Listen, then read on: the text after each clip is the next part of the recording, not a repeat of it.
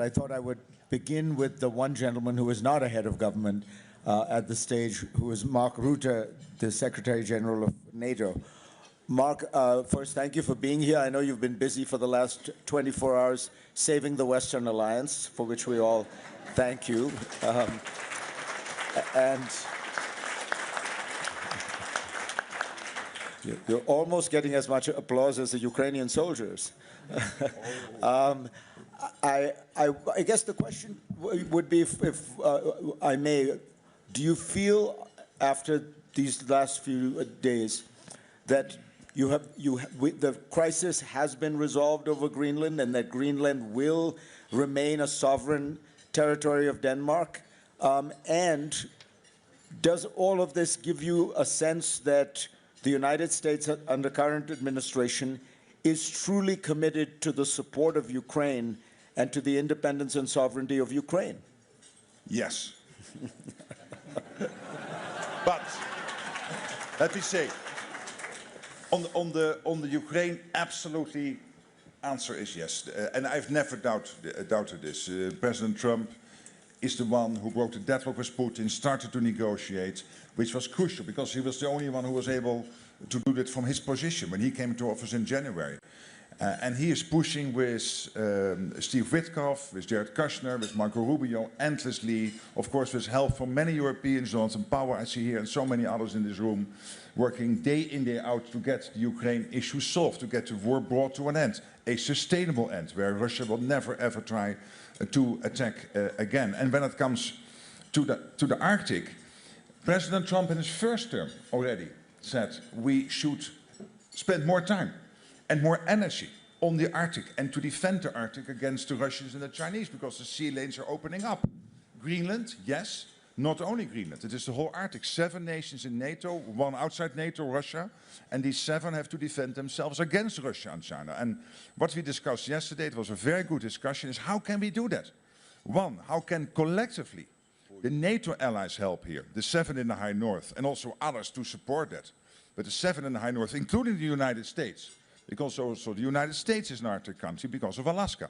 And of course Canada, Iceland, Denmark, Sweden, Finland and Norway. How can we make sure that these countries collectively make sure that the Arctic stays safe, that the Russians and the Chinese stay out? And then when it comes to, so that's one work stream coming out of yesterday, and the other is to make sure when it comes to Greenland, particularly that we ensure that the Chinese and the Russians will not gain access to the Greenland economy, to militarily to Greenland, and that will be a discussion taken forward based on what already happened last Wednesday when Marco Rubio and Vice President Vance had their discussions with the Danish delegation to take that work forward, to make sure that that can never happen, that the Russians and the Chinese gain access to the Greenland economy or in a military sense. But of course, all of this is not about Greenland or the Arctic. First of all, this is about how can we protect ourselves against our adversaries. Our main adversary is Russia for NATO. And of course, we see China massively building up. So let's not be naive about China. But Russia is our main adversary. And these incredibly courageous Ukrainian soldiers, the Ukrainian military, the Ukrainian population are defending their country against Russia. And what I would hope today, we will discuss how we can help them. They need interceptors, they need our military support going forward. I know we have these peace talks going on, great, hopefully they will conclude soon. Yes, I know the European Union freed up 90 billion, fantastic, but we know that will only be concluded somewhere in April, May. And today, Kyiv, Kharkiv, Lviv, but also so many smaller cities in Ukraine are being hit by Russian missiles, by Russian drones. We know that water supply is down. We know that electricity is down. It is minus 20 degrees in Kyiv as we speak. So what we need is to keep our eyes on the ball of Ukraine. Let's not drop that ball. And that means, yes, great peace talks, fantastic.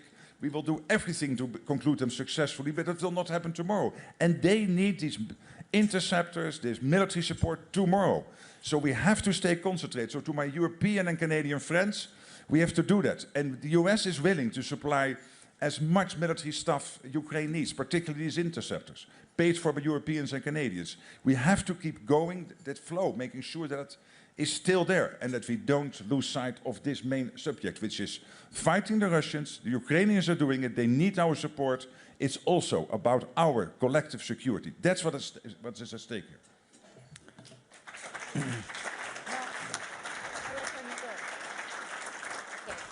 How do I turn this on?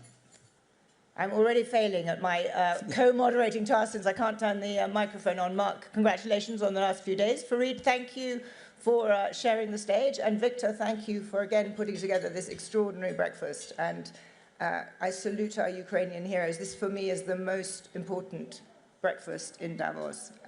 And I'm delighted to be here. Alexander Stubb, President Stubb, I wanted to turn to you and ask you, how do we actually get to the next stage that Mark Rutte has mentioned and to what Larry Fink just called the resolute peace and security that Ukraine needs? What are the next steps and how do we get Russia to the table? Sure. Thanks a lot, Zani, and thanks, Victor, for the invitation. And thank you to all Ukrainian soldiers for what you do for protecting Europe. Before I begin, let me just gently remind on the Arctic question that NATO was just expanded with a country that has 1 million individuals trained in Arctic conditions, and that country is Finland. So I think we can do a lot on Arctic security. Now, my 2 points, one on the peace process and the second one on the narrative of the war. On the peace process, I think we are in a good place in the sense that the United States, Ukraine, and Europe, or more specifically the coalition of the willing, is on the same page. Ever since Jared Kushner came in with the help of the work of Jonathan Powell and many others, we're now in a concrete stage where we're looking at somewhere between 5+2 documents which have to do with security guarantees, the prosperity package, which Larry has been working on, a sequencing document, and many others, and the 20-point plan, of course. I think on this particular situation, we're going to be in a position whereby we have full agreement between Ukraine, the United States, and Europe on what I would consider to be a good package, which has, I think, the elements for a lasting peace. But here's where I come to my second point, and that is that I'm not convinced that Russia will approve this. And this is the worry that I have, and that's why I fully agree with Mark that this is not over.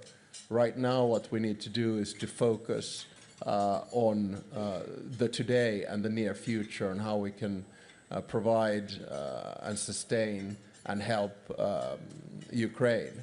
Now, on the narrative of the war, this is something that I'm a little bit baffled, both in the international discourse and perhaps in some of the things that we hear also coming from the United States. Let's make this clear. Putin has failed in every and each one of his strategic aims. Number one, he wanted to take over Ukraine and make it Russian. He failed. He will not take over Ukraine, and Ukraine will become a member of the European Union.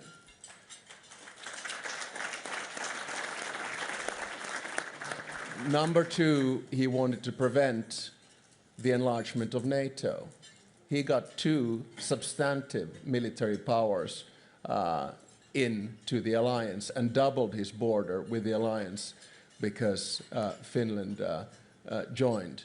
Number 3, he wanted to project power around the world and in the region. Look what's going on in Central Asia. Look what's going on in the Southern Caucasus. Look what's going on in Iran. Look what's going on in Syria. Look what's going on in Venezuela. It's not exactly a success story from the perspective of the Kremlin. My final point is to say, from a military perspective, there seems to be this narrative that Russia is winning. I fundamentally disagree. In the past 1,000 days, Russia has advanced a maximum of 1 percentage point of Ukrainian territory. Today, the cost of that is 1,000 dead soldiers per day. That's 30,000 roughly per month. And this is dead, not only wounded, and on the Russian side. In Afghanistan, in 10 years, 20,000 Russian soldiers died. On top of that, the Russian economy is suffering.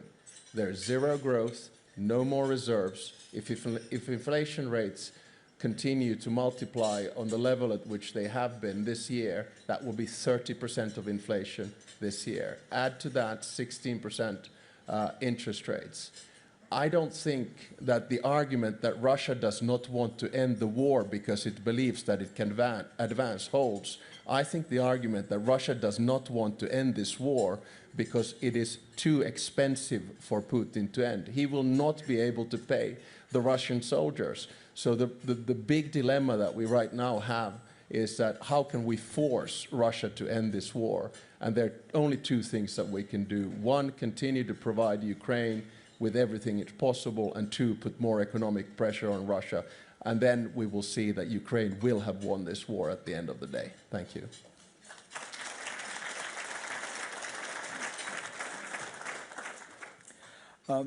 Let me move over to the president of Latvia, who's an old friend of Ukraine, has been at this breakfast many times. There is now talk of fast-tracking Ukraine's membership into the European Union. Usually this process takes a long time. Understandably, there are many conditions. There are many legal, economic reforms that Ukraine has to do, or a country has to do, to become the member of the European Union. How is this going to work with Ukraine? Well, thank you very much. I want to congratulate you for this upgrade, because I feel now like in interrogation room with the bad cop and the good cop asking all the questions. But coming to your question, I do believe, and I very much agree with Alex, that we must work to ensure that Ukraine becomes the European Union member. Having said that, I think that we need also to reckon with three elements. Number one is Ukraine itself, because membership in the European Union is both strategic political, but also it's merits-based. And the reform process, fight against corruption, justice reform, also the alignment of many of Ukrainian economies to European standards is going to be an issue. Number two, and I think that's going to be also the moment of truth for all 27 EU member states, when we will have to convince our publics, when we will have to face many interests from agriculture to industry, and then of course it's going to be a very, very tough work, taking also into account what is happening in many of the European countries from the internal political point of view. From point of view of Latvia, we will do our best to get Ukraine as fast in the European Union as possible. And number three, the third element, is I do believe also that when we look at the Ukrainian membership in the European Union, we probably need also to address this from the broader perspective. Normally, we have seen the European Union as political union, as monetary union, as economic union. But if Ukraine enters the European Union, I do believe it's also going to make European defense identity much, much stronger. And this is something where I would say, when we talk about Ukrainian membership, yes, we will have a lot of questions. We'll have questions about quotas when it comes to goods and services. We will be having a lot of discussion about reforms. But when we talk about that, let's keep in mind that Ukraine in the EU makes European Union also much stronger from security and defense point of view, with the largest fighting army in Europe, with all what they have done. And also I want to use this opportunity to say that when we see those soldiers fighting right now, they also understand that they are keeping the whole of Europe out of the war of aggression that Russia would probably be able to launch as we speak. That's where the strategic choice for me is obvious. Ukraine must be in the EU, but I also understand it's not going to be a very easy political debate across European capitals. I'd like to turn now to I'd like to turn to the Prime Minister of the Netherlands to continue this conversation about the challenge for the EU. Prime Minister, the President of Latvia has just laid out what Ukraine needs to do, but also what the European Union needs to do. And maybe you could elaborate on how you see the EU rising to the challenges, both of providing financing for these years to come so that we can have this resolute security that Larry Fink laid out, but also the seriousness of the path to EU membership. It will be difficult, as the President laid out, but what do you think needs to be done to give the people in this room confidence that the EU is for real on this? Well, yes, I think the last decision the European Council made in December was very important, 19 billion for support for Ukraine for the years 26 and 27. It was a tough European Council, but in the end we made it. And I think it was a very strong signal to the people of Ukraine that we are there, and that we are there for them, and that we fully realize, as the Netherlands have been from the start, that this is not only about Ukraine, but that the Russian aggression war against Ukraine is also about freedom and security in Europe. And that's also why the Dutch actually provided a lot of money, a lot of financial support, political support and military support. And also we're welcoming those who need to go out of Ukraine and find a place somewhere in Europe. And I think that is important. So there can be no question about the support that Europe and the European Union gives to Ukraine. And in relation to the membership, there is no question that the place to be for Ukraine is the European Union. But the pathway to the membership of the European Union, I would probably agree with the President of Latvia. I mean, we have to, it's a balanced process. And the country is currently at war. And it's amazing what the country has been doing in its own governance to step up to the threshold of the European Union. And we should salute that and further support that. And then, in the end, there will be a membership of Ukraine for the European Union. Can I just ask one follow-up onto that? When you say in the end, what kind of time frame are we talking about? Yeah, well, I think that's very difficult. Because if we look at the way we are dealing with it now, it will take a couple of years. We have to be honest about that. Because we don't want to bring the European Union itself unstabilized when a country comes in too quickly. So we have to find ways to make very clear that the European Union is the end station for Ukraine. It's the home for Ukraine. But at the same time, we have to be very careful, also in regard to our population, but also to the institutions, and also for Ukraine itself, that they step up to all the thresholds that are needed to come into the European Union. Ladies and gentlemen, I'm going to take this opportunity to just once again break from the program on stage, because we have a very special guest with us. We have President Trump's representative to deal with negotiations on Ukraine and many other matters. One of the most important members of the Trump administration, and the point man certainly on the discussion of how to negotiate some kind of settlement, Steve Witkoff.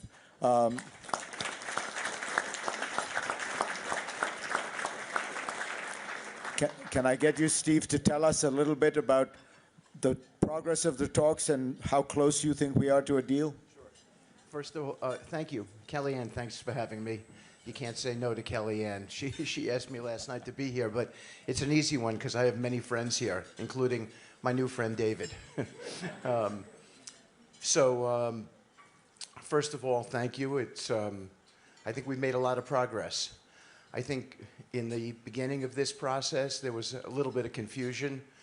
I was going to Moscow quite a bit, but I think it was important that we go there because we're at the end now. And I actually am optimistic. I spent the evening with David last night, with General Budanov, who's now Vice President Budanov, and Rustem.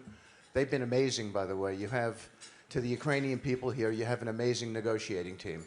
We spent a lot of time together. I don't know how much, but it could be 100 hours together since Geneva. It's literally that comprehensive. And I think we've got it down to one issue, and we have discussed iterations of that issue, and that means it's solvable. So if both sides want to solve this, we're going to get it solved. That's my view. And I told the president that last night. And last night, Mark, I think, and it informs on this, the president sent out the tweet. We had a great meeting about NATO, about the European-American alliance, which informs on this conflict too, I think, as we discussed. So I feel encouraged. David, you're great to work with. And Rustem, and by the way, I want to mention President Zelensky because he's been on this issue. He's available, he's accessible. Whenever there's a need to call him to get a steer, we get on the phone with him. And of course, as everyone knows with President Trump, just as he said yesterday, Mark, with you, when we were talking about direct negotiations, he said, well, can I handle the negotiation directly? Would love to, right? So the president is always accessible as well, just the way he is. So we're off to Moscow tonight. We're not staying over. We're going right to Abu Dhabi. That's an important data point because in Abu Dhabi will be the working groups, military to military, prosperity. Jared and I talk all the time about the importance of prosperity, and of course we have what I would regard as the best-in-class prosperity advisor on the team, and that's Larry Fink. Yes. And Larry was good enough to volunteer for the job. I volunteered for the last 11 months, so why shouldn't Larry volunteer? And Jared as well, by the way. He's now a volunteer as well. President Trump is very good at saving money, David, okay? He gets us all for free. And you do too now. So, but prosperity is really big. All night long, we spent at dinner last night talking about the upward trajectory for the Ukrainian economy and financial system. Capital markets, the jobs. The president has talked about a tariff-free zone from Ukraine that I think would be game-changing. You'll see industry move into that area in a huge way. Imagine you get to outcompete because you're not paying tariffs and sending goods into the United States. So there's some huge things that we've talked about that the Ukrainian people deserve because they have been so courageous in this fight. And they're under some real difficult conditions today. And I am completely empathetic on behalf of the president and our administration to that. And that's part of why we're going to Moscow, to have that discussion about how we end this thing and how we make it better for your people. So with that, I'll turn it back to the panel, and I'll thank you for allowing me to be here today and make some remarks. And I want you to know that this is the most important endeavor that Jared and I have. We are tasked with doing everything possible to get this solved, and with the president's indomitable spirit and President Zelensky's indomitable spirit, because I'm pretty sure that he feels as President Trump does, this is time to end this. I think we're going to get it done. So thank you. Thank you.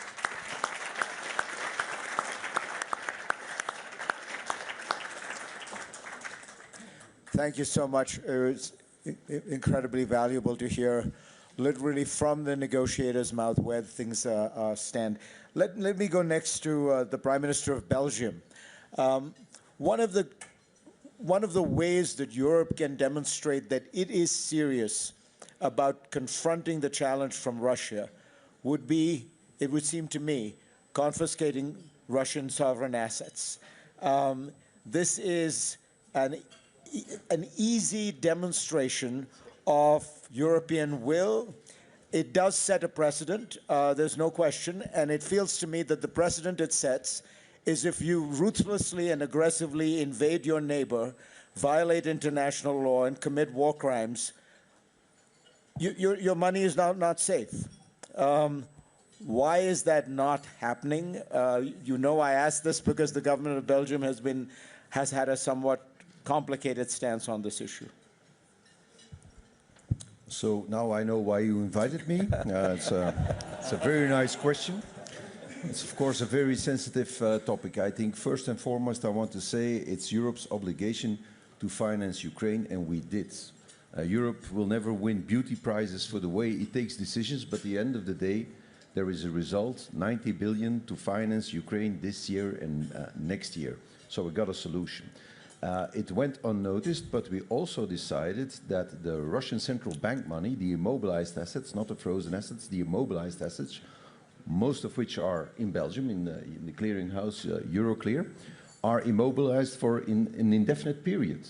This is a very important decision because, of course, you cannot just take somebody's money. We're not at war with Russia. Europe is not at war with Russia. You cannot simply confiscate money. That is an act of war. You shouldn't underestimate it. It has never happened in history. Immobilized money, even during the Second World War, was never confiscated. It would be the very first time that that would happen in history, and that would have grave consequences for Europe, for the belief, the trust in the financial system, for the Eurozone. It is not to be underestimated. There's no such thing as free money. Anything that sounds simple in reality is very complicated. And it went unnoticed, but we immobilized indefinitely. It is no longer depending on the sanctions that we have to prolong every 6 months. And we all know that not everybody at the European table, Europe is not a country, it's not a superstate with a supreme leader, it is a confederation. Everybody needs to agree. And we all know a difficult truth, some European countries are not so pro-Ukrainian. Some might, at some stage, say we do no longer want to prolong sanctions, and then immediately you have to release those assets. Now, if you take assets, confiscate them, spend them, and at a certain moment in time you have to repay them, then you have a big problem. So I think we took a very good decision. The financing of Ukraine is there, and the assets will be immobilized until the end of the war, which means that, as it always went in history, when there will be a peace deal, the assets will be on the table. And let me be very clear about that. At that moment, if I have my way and I have a say in this, every penny of that money will be used for the repayment and the reconstruction of Ukraine. I would be very sad to see €1 return to Moscow. But we have to respect international law. It will happen at that moment. And between that moment and now, Europe will finance the war in Ukraine, as we should do, because they are fighting for us. Well, that's a very reassuring statement. Zani, do you have a... It is a very reassuring statement, but it does, I think your frankness, Prime Minister, in saying not all members of the European Union, you said some are not so pro-Ukraine. And I think it is important to take that realism in the next question, which I'm going to pose to the Prime Minister of Croatia, because I would like to ask you, over the next few years, to get to this goal that you have all committed to, that Ukraine should be part of the European Union, what are you going to do? First of all, how does the EU need to change? And what are you going to do to be credible to everybody in this room that this really is a goal that is imminent and not a goal that is decades hence? Because the European Union does have a history of talking about membership and then taking decades to get there. Well, first of all, thanks to Victor for another invitation for the Ukrainian breakfast, and on behalf of Croatian government and someone who has been here for years, Croatia certainly belongs to the group of countries which is very clearly pro-Ukrainian in terms of solidarity and support all along, stemming from our own experience, because Croatia, due to the greater Serbian aggression in the beginning of the 90s, had at one point also 27% of its territory occupied. Ukraine today has around 19.5%, and that is the result of the aggression that is actually long now for more than 12 years. When it comes to the European Union stance towards Ukraine, here I would say that there are some of us who have bilateral agreements with Ukraine clearly defining our support towards membership. This is something I signed with President Zelensky before the second aggression in December in 2021. I think that Dick has said something which is very important. The overall situation with Ukraine, in my view, has three elements. One is the peace process, second is the integration, third one towards the European Union, and third one is the reconstruction. Of course, the conditio sine qua non is to stop the Russian aggression against Ukraine, which actually at the moment we don't see stopping, because of the continuous drafting of the new soldiers on the Russian side. Basically, if they lose 1,000 people a day, there are 1,000 new conscripts coming and being prepared for the Ukrainian front. Unfortunately, everything that Alex has said in respect to the effects of the restrictive measures and sanctions and the weakening of the Russian economy and the inflationary pressures and everything that is supposed to have an effect has not translated into a political change in Russia. This is the key problem. And I think Ukraine is, of course, aware, all of us who are there aware. In other circumstances, maybe you would have had a grassroots movement, civil society, media, independent institutions, opposition. Over there, we don't see it. Unfortunately, we are observing very closely, but we don't see it, and we do not really see that this will change. This is important. So on the EU side, there is one element which all our Ukrainian friends should be aware. The approach to the enlargement so far was based on the so-called merit-based approach of every country that aspires to be a member, which means there are criteria, process. When the process is fulfilled, everybody agrees with the Commission's assessment in the Council, and then the process can be completed. What we see now are the signals of the different approach, and that approach is geopolitical. And that is, in my view, the only real chance that speedier integration of Ukraine to the European Union will happen. But it will not happen without two critical debates. The famous fourth Copenhagen criteria, I mean the Copenhagen of 1993, which is the so-called absorption capacity of the European Union. And the absorption capacity in terms of Ukrainian membership means impact on budget, impact on key policies such as agriculture, cohesion, and most of all, the decision-making process. This will have to be combined in a way so that we deliver.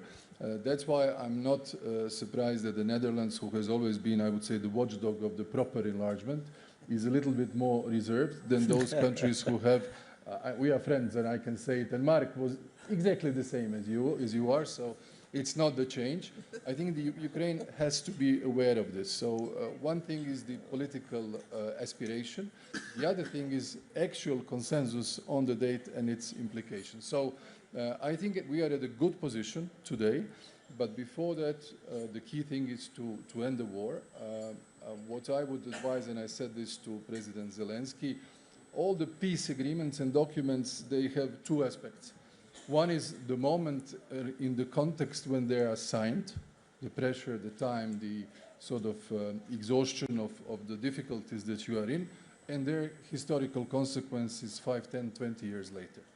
My advice is never to leave an ink of a pen on the paper that would de jure give up Ukrainian territory.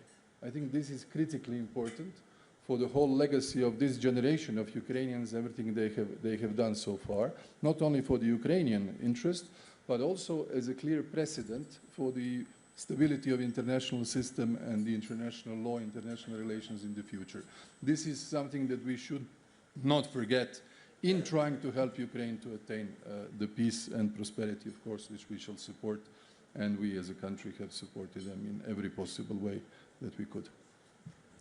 Let me move to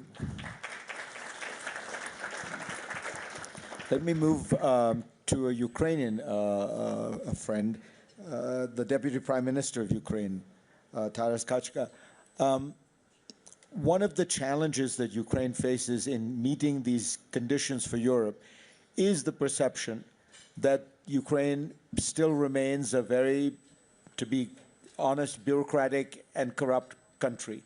In fact, there has been a recent corruption scandal that engulfed Ukraine, required the resignation of key members of the government. What do you think Ukraine can do that will assure Europe and the international community that it is actually engaging in the kind of deep structural reforms, almost a reconstruction of its government, that would be required to genuinely qualify for European Union membership? Thank you for this question that addressed to the most bureaucratic-looking member of Ukrainian cabinet. You are not, by far. I think that First, you see that how the project of bringing prosperity to Ukraine is complex, since we need a 7+ speakers to explain all dimensions.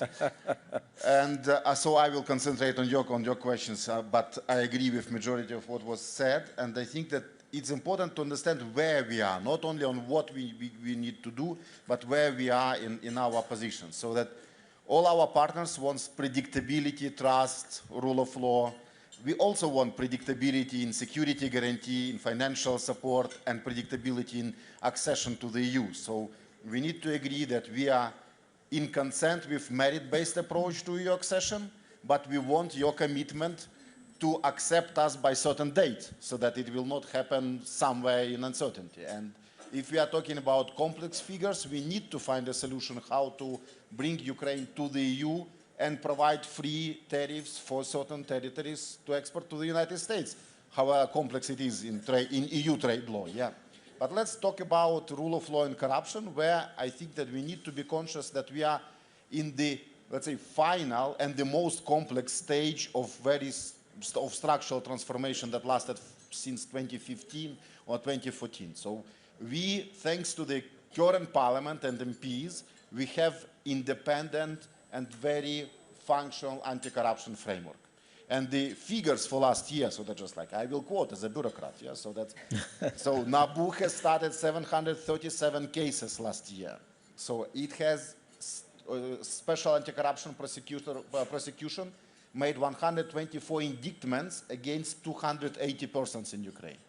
And courts issued 93 sentences against 130 persons. So it is there. And in my opinion, since I actually presented the resignation of these two ministers in parliament, is that every discovered case in Ukraine is a win, because we are getting cleaner. And yes, indeed, we still have some, let's say, echoes of the July events. Yeah, so indeed it was a mistake, and we all made a lot of mistakes. For example, we non-providing to Ukraine Taurus or Tomahawks, but we fixed our mistake.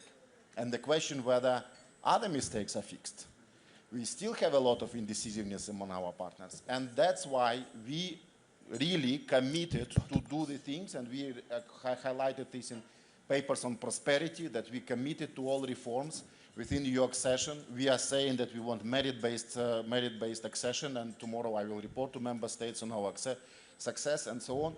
But we need to spend this year not yelling about complexities, not to lecture each other, but to close in all these things, to close the peace deal, to advance on EU accession, on prosperity things, and next year to celebrate, maybe celebrate accession to the EU, even if it sounds fantastic.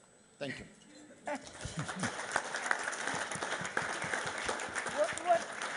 What a wonderful note of optimism, and I'm delighted to hear this level of detailed commitment from you and these warm words of encouragement from the Prime Ministers of the European Union. But I'd like to turn now to a contribution from the floor, from Jonathan Powell, my fellow countryman and National Security Advisor to the United Kingdom. You heard those wonderful words from Steve Witkoff earlier about how well the negotiations were going, and that you were going to Moscow. And I'd like to ask you, Jonathan, as a man who's got tremendous experience in reaching successful negotiations too, what do you think needs to be done to get President Putin to agree? Thanks, Annie, and thank you very much, Victor, for arranging this breakfast. I had the pleasure of meeting these soldiers from Ukraine yesterday, and I would pay tribute not just to their heroism, but also to the suffering that some of them have been through as prisoners of war, and the brutal treatment they've had from the Russians in those circumstances. It's perfectly clear this war won't end with a victory on either side. Russia is not going to be able to defeat Ukraine, thanks to the bravery of these soldiers. Ukraine will not be able to reclaim its territory by physical force, so there have to be negotiations. And President Trump is quite right to push these negotiations, to use his power to make them succeed. And we have made a lot of progress on our side. Steve, Jared, together with the Ukrainian negotiators and Europeans, have agreed a whole range of things, from security guarantees, prosperity, which Larry Fink is working on. But what we haven't seen is any evidence from President Putin that he is prepared to compromise, that he is prepared to negotiate, he's prepared to compromise and actually make peace. I think the only thing, having watched President Putin for 25 years, is that he's very indecisive. He finds it very hard to reach a decision. He's a judo player. He keeps his options open.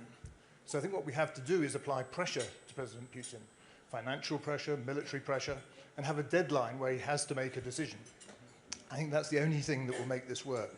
And now he's become a member of the Board of Peace. I hope he can actually live up to his new role and deliver that peace by engaging seriously.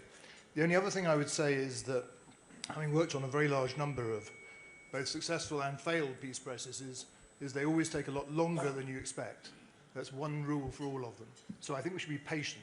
This won't be solved tomorrow. It's important to push, as Steve is doing, but it doesn't happen immediately. We have to remain committed to it. And most of all, we have to find a way of Putin seriously engaging. And no doubt Steve, given his remarkable abilities, will achieve that tomorrow in Moscow before going on to the Emirates. Thanks.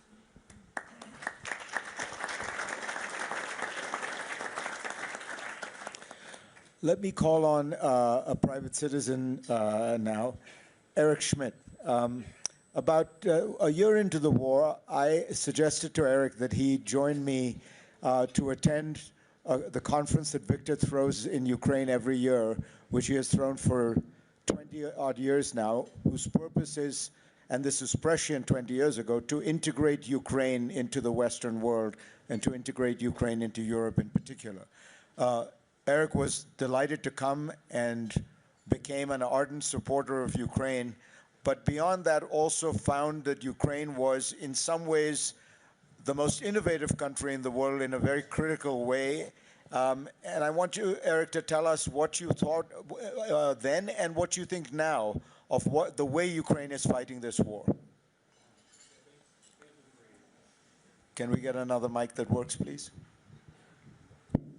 Thank you, Fareed. One of the things that I learned about war is that the war competition is tougher than business competition because lives are at stake. And the transformation in Ukraine from a tech-ish country to a tech country at scale has been dramatic.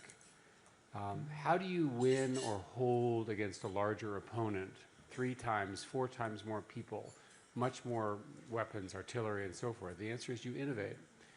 And so as the brutal necessity of the war started, or became, Ukraine developed a sort of new form of war, right, largely leading with drones.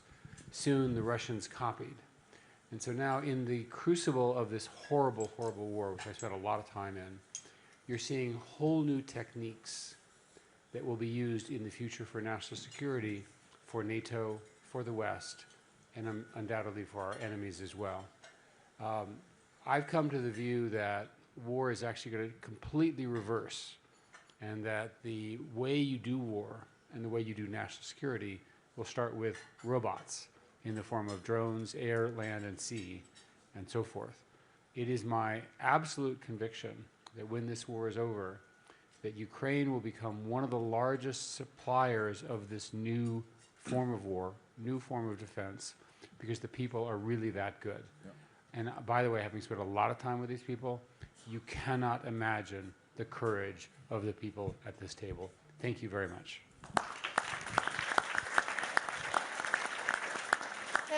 Thank you, Eric. I'd like to now turn to Jens Stoltenberg, Minister of Finance of the Kingdom of Norway, and of course former NATO Secretary General, to build on that.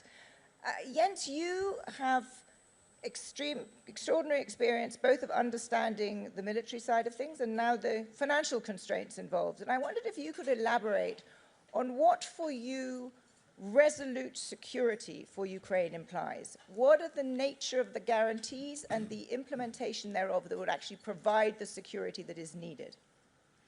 Thank you so much, Sani, and many thanks to Victor for hosting this very important event, and again, many thanks to the Ukrainian soldiers. Well, I think what it holds is that we need to not only agree among ourselves on a platform for peace in Ukraine, but we need to do something which is more difficult, and that is to find a way to agree with President Putin. And I met President Putin for the first time in year 2000. He was a newly elected president of Russia. I was a newly elected Prime Minister of Norway, and over the following years I actually worked with him on many different issues. We were even able to make big agreements on, for instance, a delimitation line in the Barents Sea. So the big question is whether we are able to make an agreement with Putin now on peace in Ukraine. And I don't think we can change Putin's mind. His aim, his ambition is to control Ukraine. There's no doubt about that. But I think we can change Putin's calculus, that if the price he has to pay for controlling Ukraine is too high, then he will be forced to sit down and negotiate something which is acceptable for Ukraine. And the only way to get there is to provide military support to Ukraine.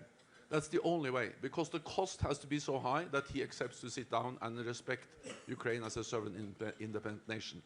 Therefore, I welcome what NATO and NATO allies do. NATO is playing a more important role in coordinating support, thanks to Mark.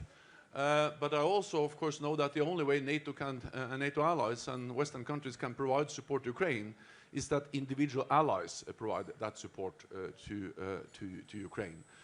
And I moved from my position in Brussels to a job I had 30 years ago, being Minister of Finance in Norway. Most people move forward, I will move backwards. But I'm proud that the first decision I was part of, the first bill I put forward to the Parliament, was to triple Norway's financial support to Ukraine. Meaning that we now provide $8.5 billion yearly, last year and this year. We are less than 6 million people, but we need to step up. More support to Ukraine is the only way to facilitate a negotiated solution and to end the war. And that's why this is so important. Thank you. Thanks.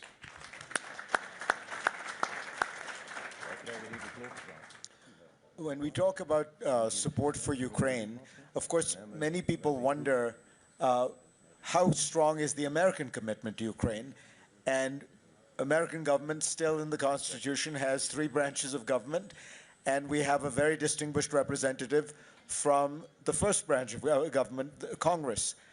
Chris Coons, do you want to give us a sense of the mood in Congress in terms of support for Ukraine? One of the questions I think we should be asking in the United States is, who are these brave soldiers fighting for? Yes, they're fighting for their families, they're fighting for their country, but they're fighting for us. They're fighting for our freedom and our future. This will be defined as a century of freedom when they win. And the United States should be absolutely clear that we will provide uninterrupted, robust intelligence support, military support, and financial support to the cause of Ukraine. I'm here with a bipartisan delegation, Senators Tillis and Murkowski, Senator Graham, who has been furiously texting with me. Don't give him your number if you want to sleep. He is relentless. And I just want to briefly say, many of you know that there is unfinished work in the United States Congress. Next week, we will pass the Defense Appropriations Bill. I'm the senior Democrat on defense and intelligence appropriations. And it will include funding for Ukraine, for U.S. assistance directly to Ukraine, which I believe is an important public signal, hundreds of millions of dollars. But we also need to be prepared to ratify a strong security guarantee. So if we can do what has to be done next and get Putin to the table and provide the pressure on him and on all those who are buying his oil, we can conclude this war. So we need to be insistent and courageous and determined as politicians, every bit as much as these men and women who have served and sacrificed are. And we must be clear-eyed that the issues discussed, admission to the EU, access to frozen funds, sustained reform within Ukraine, incredible innovation that is transforming the future of conflict, can and should be met, as Steve mentioned, by tariff-free access to the United States markets, and with a persistent and sustained, not just cautious, not just hesitant, but celebratory support of the fight for freedom that these Ukrainians have dedicated their lives and hearts to. Thank you.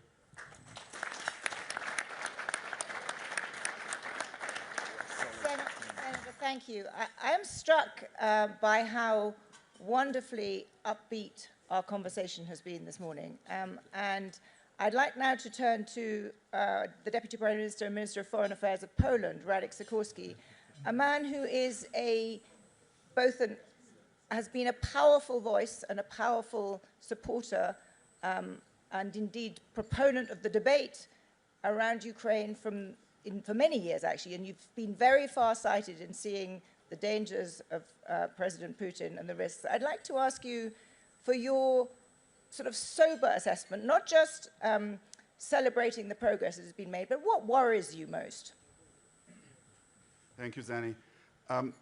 In addition to saluting the soldiers, I'd like to salute the ordinary Ukrainians who are going through hell right now.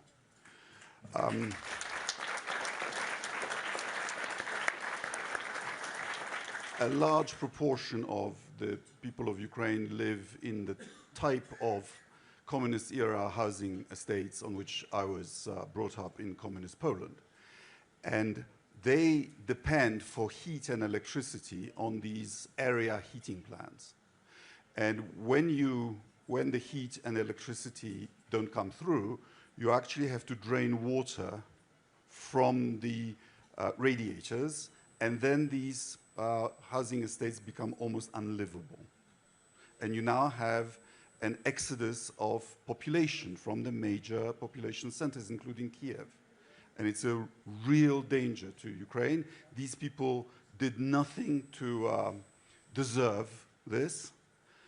Deliberately targeting civilian infrastructure is a war crime.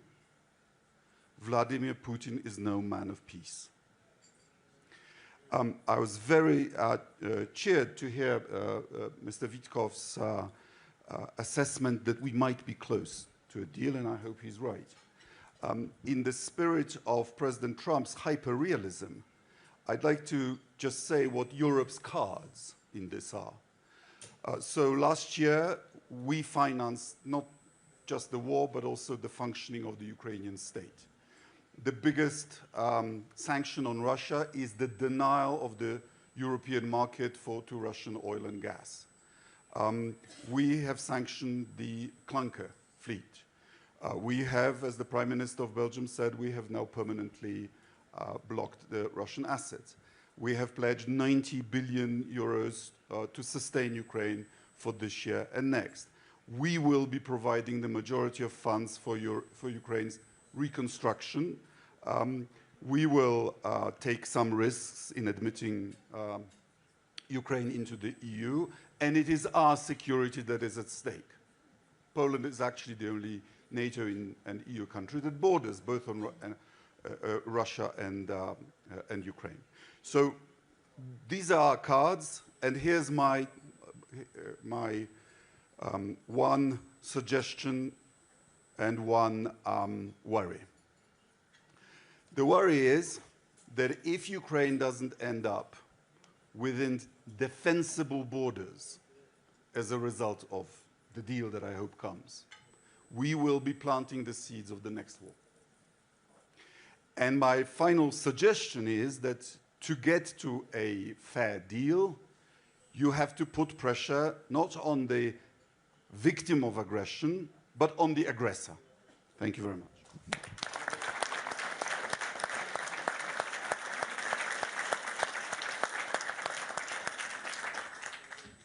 We've spoken a lot about the Ukrainian soldiers who are here, heralded their extraordinary courage.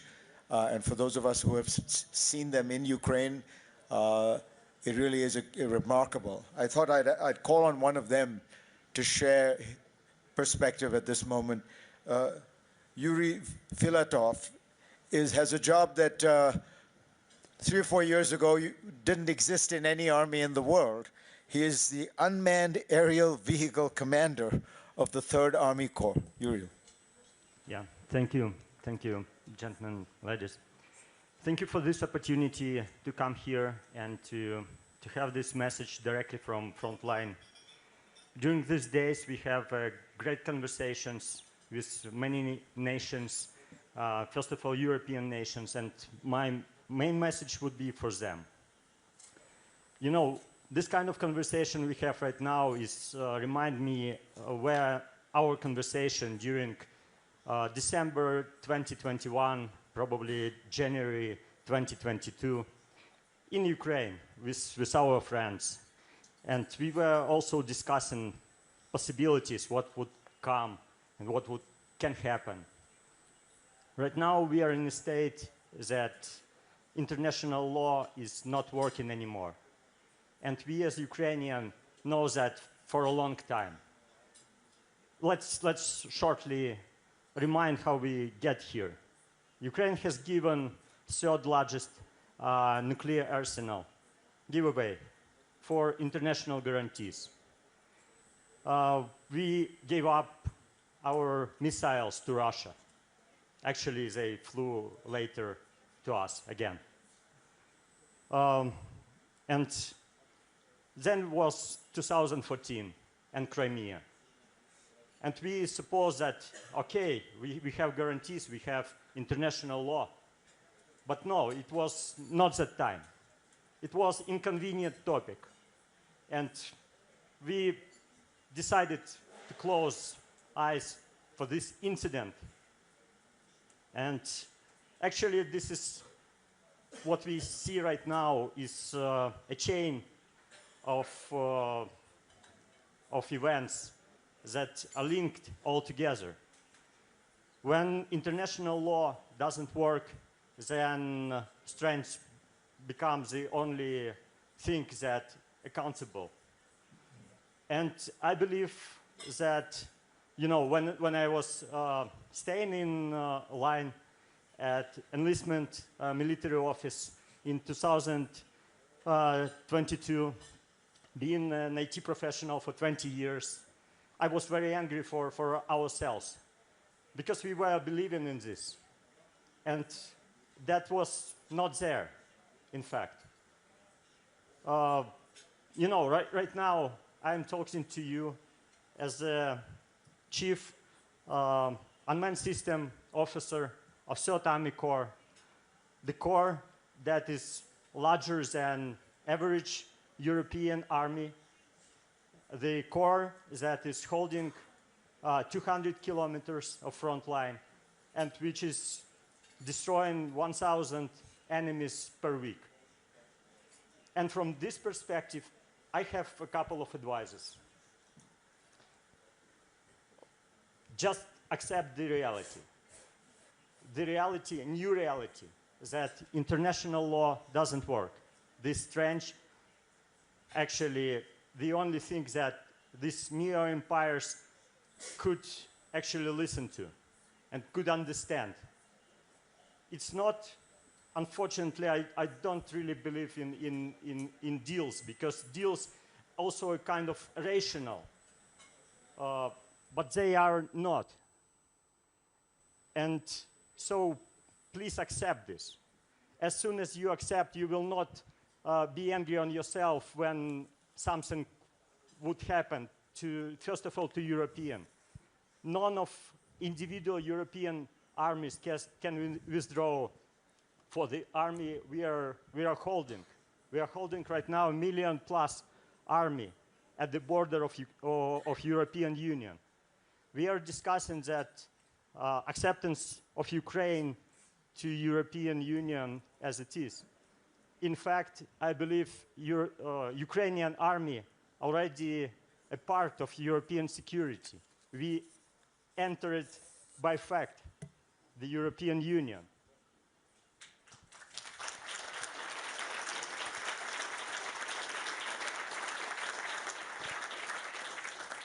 Thank you. So please be united. United Europe should unite all together, and be strong, because only that matters for Putin's new empire. Thank you.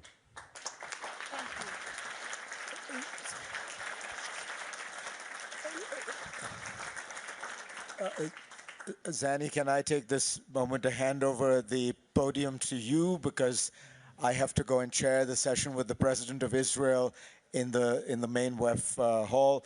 President Stubb has a similar commitment, and I think the Prime Minister of Belgium has one. So Zanny is going to solo moderate, so now the IQ level has really gone up. Hardly, but thank you, Fareed. Thank you, President Stubb. Thank you, Prime Minister. Thank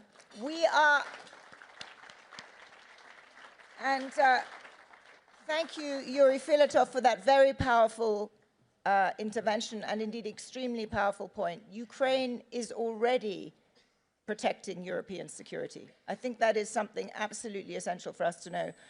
We've been honored to be joined by two more US senators, Senator Murkowski and Senator Tillis.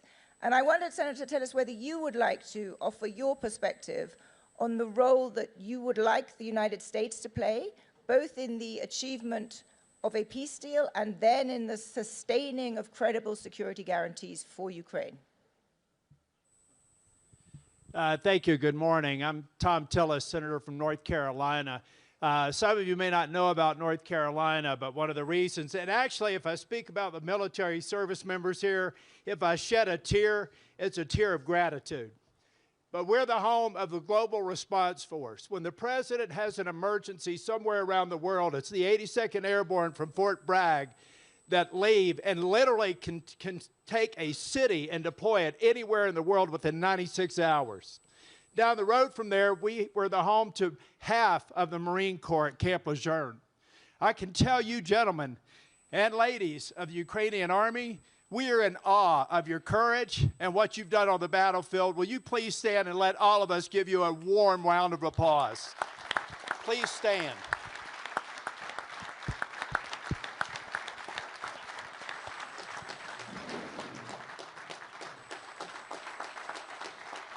God bless you. God bless your families. And God bless Ukraine. I ran from the other end of Davos to make sure that I could get here, and if I did nothing more, thank you. I was in Kyiv. I was at the Munich Security Conference last year. And then I left there, went to Poland, took the train to Kyiv. And I went out to Bucha. And I think of a number of people in the United States, and many people who are negotiating this peace, need to understand what happened there. I live in Charlotte, North Carolina. I live about the same distance from downtown Charlotte as Bucha is from Kyiv. And we all know that month, early after the invasion, the illegal invasion that a lying Putin effected after he said he had a special military operation. It was military exercises. This is the litany of lies of Putin that I hope to get to. But now let's get back to Bucha. Over the course of 30 days, the president of Russia allowed the systematic kidnap, torture, rape, and murder of people in a suburb just 30 minutes outside of Kyiv. This is what that vicious dictator of Russia perpetrated on the poor, innocent civilians of Bucha. I saw this in Bucha, and I went to the memorial. I saw all those lives, more than 500 lost, at the direct command and knowledge of Vladimir Putin. He has systematically done that throughout all of Ukraine. And you all, in spite of that, in spite of the threat to your families, in spite of the murder that's occurred over this weekend while he pretends to want peace, you've stood strong. And you need to understand that the American people are behind you. And we will be behind you. And as a U.S. Senator, I will do everything I can to bring the Article 1 branch behind you. And there will be no lasting peace unless it's something that's ratified by the Article 1 branch. It can't just be a deal. It can't be something that Vladimir Putin won't honor. It has to be something that has the binding force of a treaty and subject to the Article 1 branch. Otherwise, in my opinion, it's not worth the paper it's written on. Vladimir Putin is a liar. Ukraine stands in the breach. After the Munich Security Conference this year, I'll be traveling to Moldova. Thank God, in spite of Russia's attempts to steal that election, democracy won. And this poor country, which incidentally has North Carolina National Guard stationed there, is still hoping that we succeed in Ukraine so that Putin will not continue his march through Moldova, the West Balkans, and try to reestablish the Russian Empire. This is unacceptable. And it's as big a threat to the United States as it is to Europe. For anybody who thinks we have a big ocean that protects us, they don't understand history. They don't understand that Xi Jinping is cheering on Vladimir Putin and hoping that the West makes a mistake. But ladies and gentlemen, we have an opportunity to turn the tide. We have an opportunity to end Putin's ambitions. We have an opportunity to free the Russian people ultimately and have them live in a family of democracies. But in the meantime, our family, the family of democracies in NATO, have to stand strong, and the United States has to unequivocally commit to NATO in its current form and build on it. This is the most important treaty organization in the history of the world. It's a reason why we've had the level of peace that we have had over the last 80 years. And if we want to continue that peace, if we want to continue prosperity, and if we want to continue to spread democracy throughout the world, America must lead. And I'm here to help you, and once again, I want to thank you for your courage. I want to thank you for overnight becoming the most powerful army in Europe. I don't know how you do it. But every night I pray for you, and every night I will pray for you until Ukraine is free. Thank you.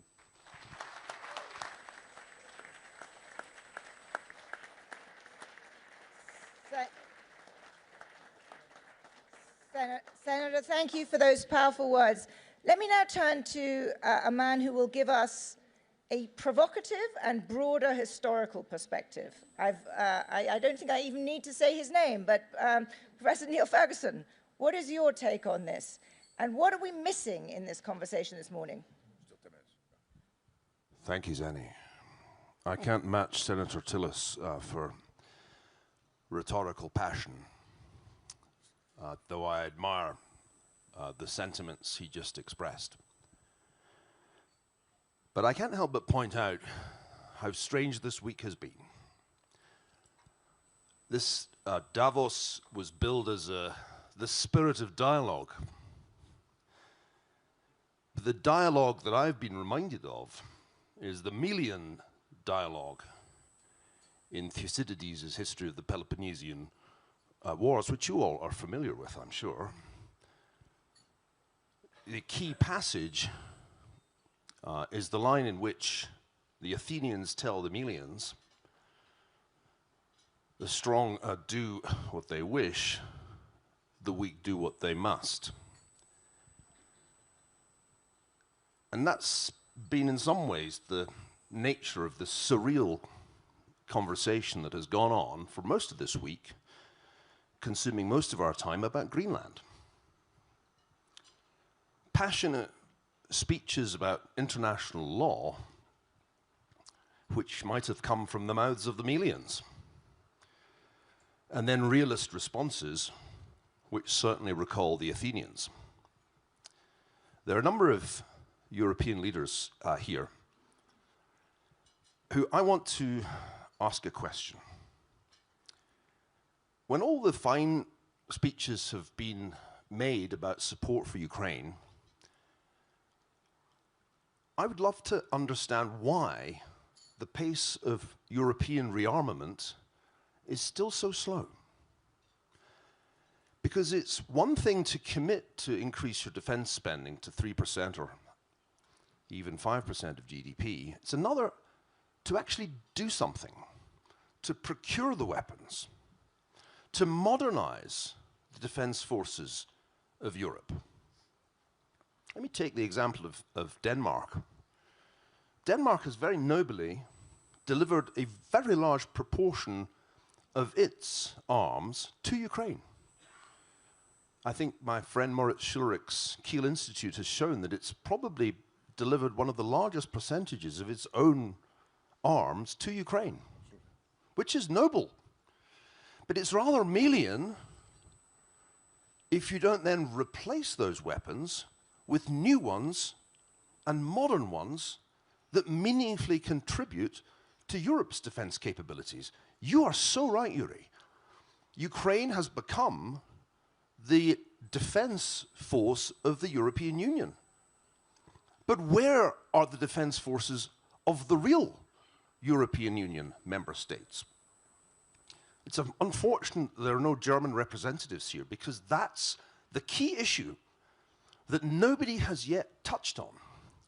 Why is it that despite the fiscal commitments that have been made by the German government, which are of course an enormously important step, the pace of German rearmament is so painfully slow?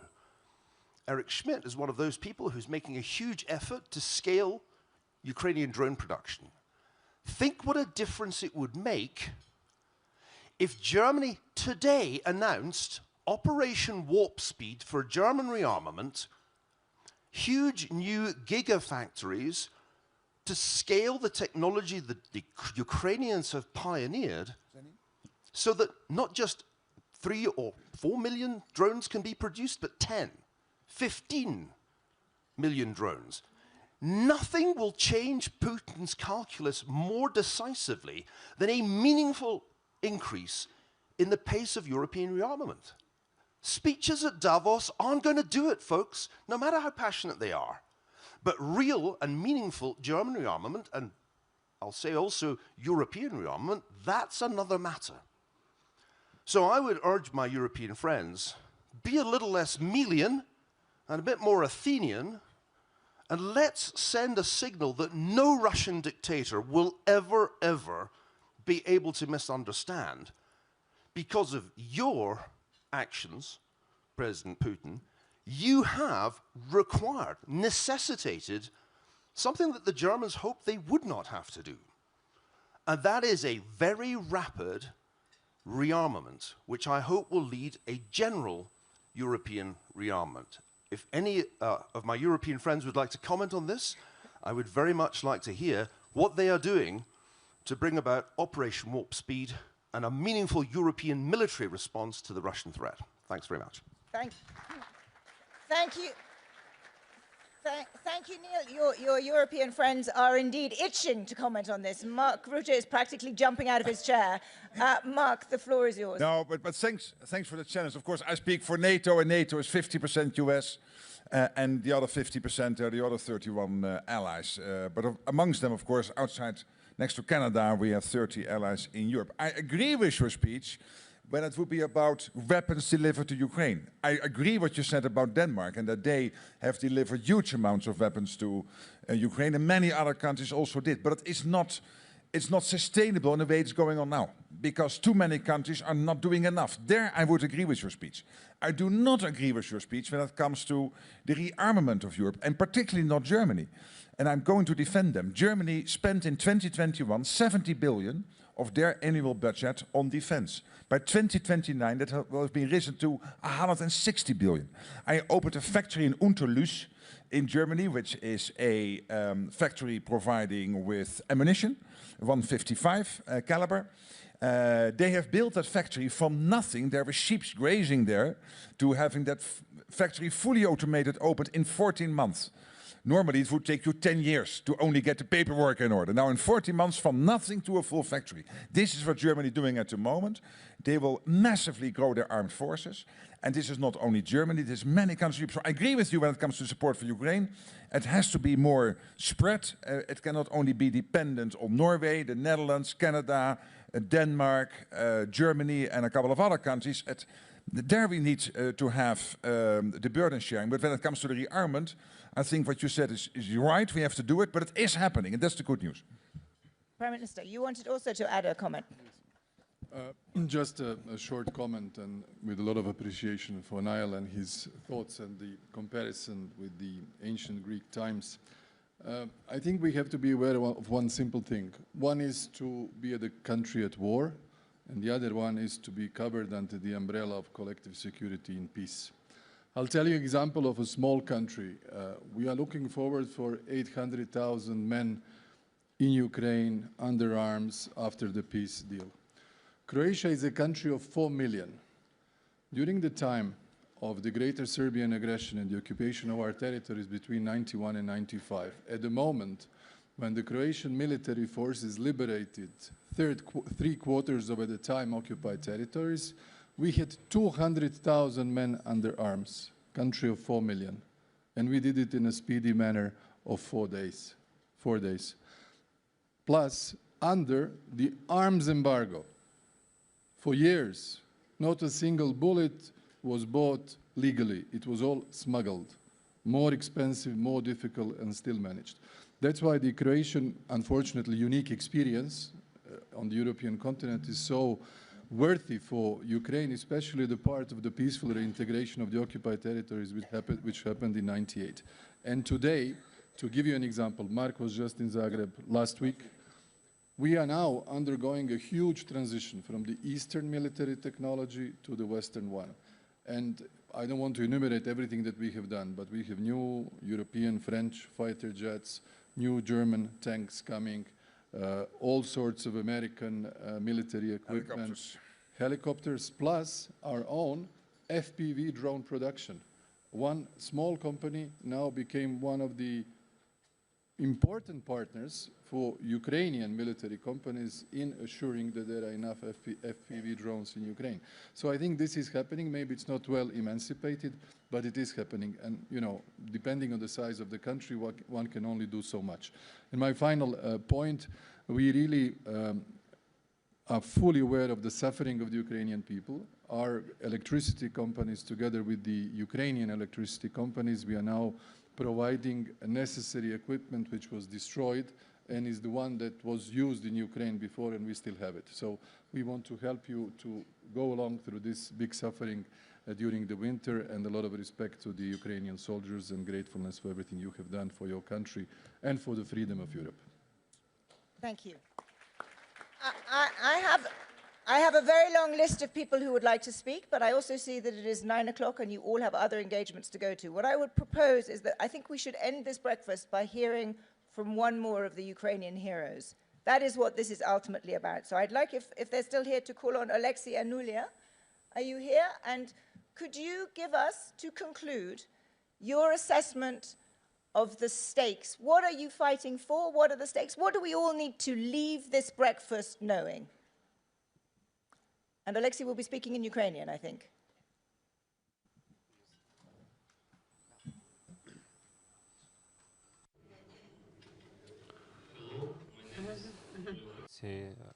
I speak in language in Ukraine because please translate.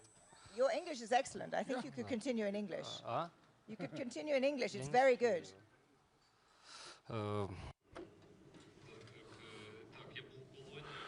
I was in captivity, and I can tell you that all abstract ideas disappear there. There's no geopolitics in captivity. There's no any long-term planning in captivity. But it is very clear, a message from Russia in captivity, what is freedom?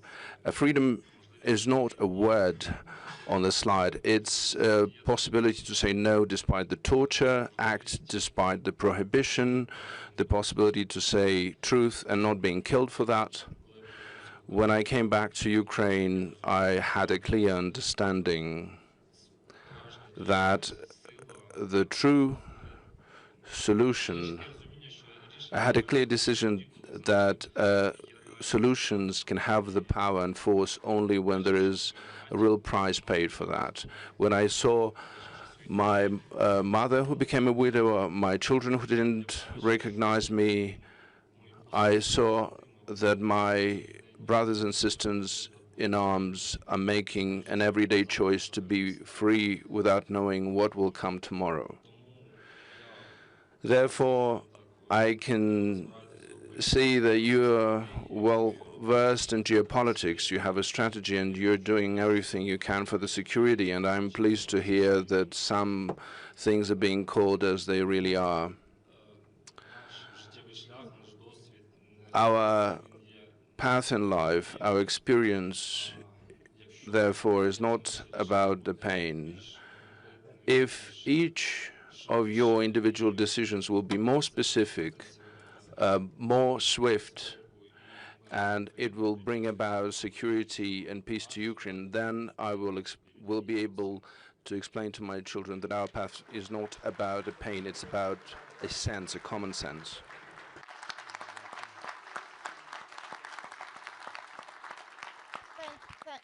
so much. Those were powerful words with which to end on. Thank you to all of you for being here. Thank you, Victor, for once again bringing us all together.